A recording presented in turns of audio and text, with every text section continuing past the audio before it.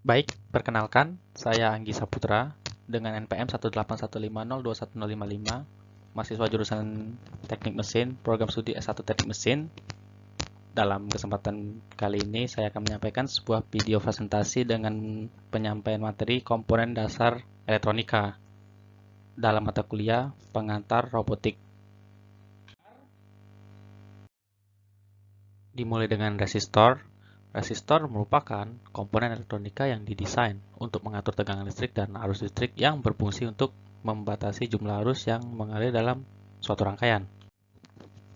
Jenis resistor sendiri dibagi menjadi dua, yaitu ada resistor tetap dan resistor tidak tetap.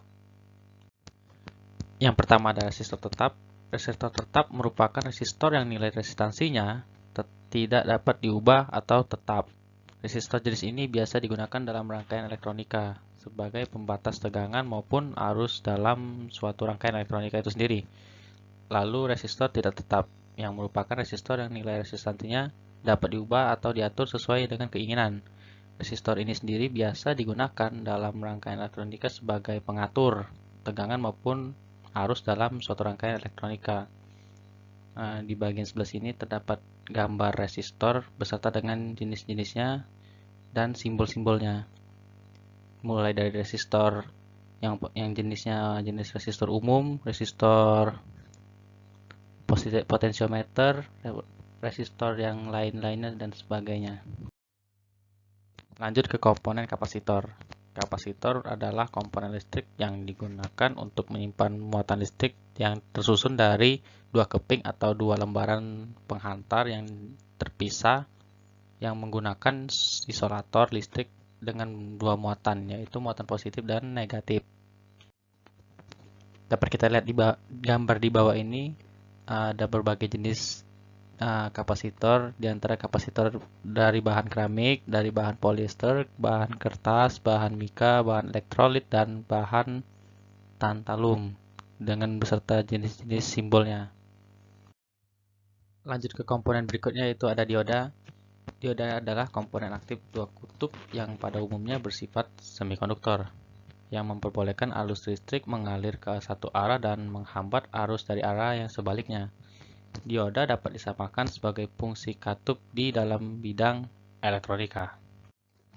Untuk berbagai jenis komponen elektronika dari dioda dapat kita lihat pada gambar di bawah keterangan dioda ini.